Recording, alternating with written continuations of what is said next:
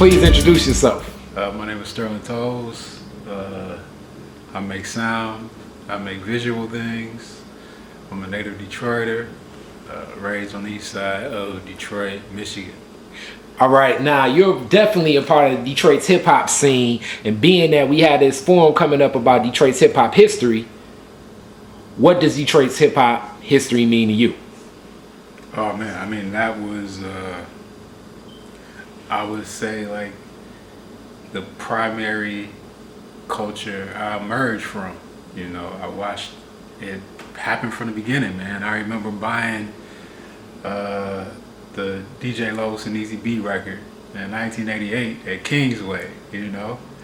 I remember hearing Awesome Dre's record on JLB for the first time, sitting outside a Chinese restaurant on 8 Mile, you know. Like it's like, man, completely and absolutely attached to the fabric of all my memories of living in the city, you know. And from that first wave to like the second wave of the cats that got involved with the Rhythm Kitchen and the Hip Hop Shop, that was like my social entrance into it, where I would see cats like Mustafa who would like jit and break at the same time, and it blew my mind, like, oh my God, like here is something that was like a reflection of what I loved that was coming out of New York at that time, primarily in LA, West Coast. And he was mixing it with Detroit stuff, you know. And I remember walking into 1315 Broadway for the first time, and like hearing stuff that I thought nobody else was listening to, and it's a room full of people that was on the same page. It was like, oh my God, there's more of us. Like, oh shit, I thought it was just me and my homeboy that went to high school with me, you know.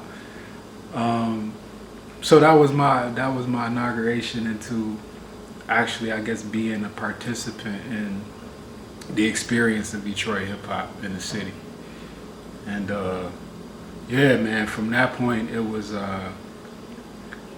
just, yeah, it was a foundation of the community I experienced, a sense of community that I experienced in the city of Detroit. So yeah, man, it's been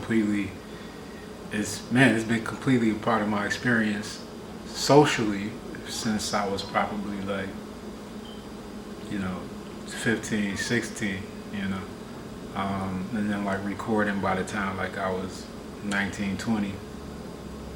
And yeah. All right, so who are some of the artists of Detroit hip hop history that stand out in your mind? Oh man,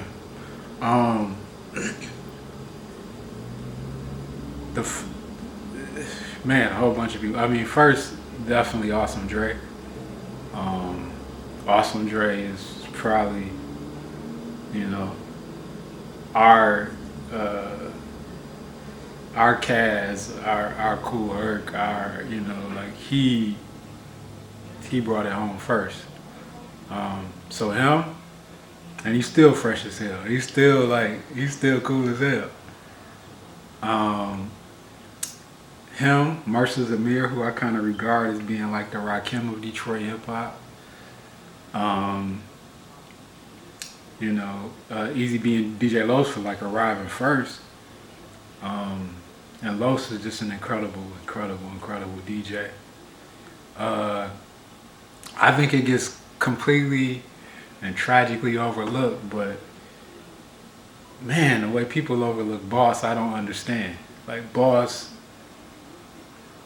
represented the city. Boss was the first, like, even though Dre had to deal with Priority, and like he was the first one from Detroit to have his videos on MTV and BET, I think Boss was the first one that a lot of people recognize and moved like about 300,000 units, I think, of that first album. Like, so she was like the first person that people recognized it from the city. And she just could rap her ass off too. Like, she was incredible. So Boss is one of my favorites. Man, and in that second wave or era, it was just a lot of colorful people, man. I remember there was a group called Wheat Bread, Phil Pot the Fat Ass Criminal, it was Slum. The Inner C kind of was like the first. I feel like they were kind of the group that inaugurated that second wave of Detroit hip hop artists. And the first two, like from that scene, to have like physical copies of their work, when that was big, that was so big. And then they had Dilla production too, that early, and that was incredible. All right.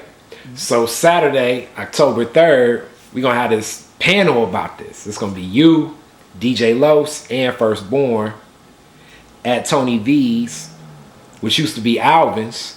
What did Alvin's mean to Detroit hip hop? Man, yeah, it was a lot of time spent up in Alvin's, man. Just a lot of stuff went down there, man, and yeah, I think for me it's funny. I mean, I think that was a place too where, like, outside for me, like I saw a lot of shows outside of like the local cats, But I just remember, those nights, man, where it was like, it's pretty big, you know what I'm saying? And it would be packed, with people, man. It's just been a part of the legacy and the history of the city, definitely. I mean, it's up there with the hip hop shop and the shelter, definitely. Yeah. Thank you.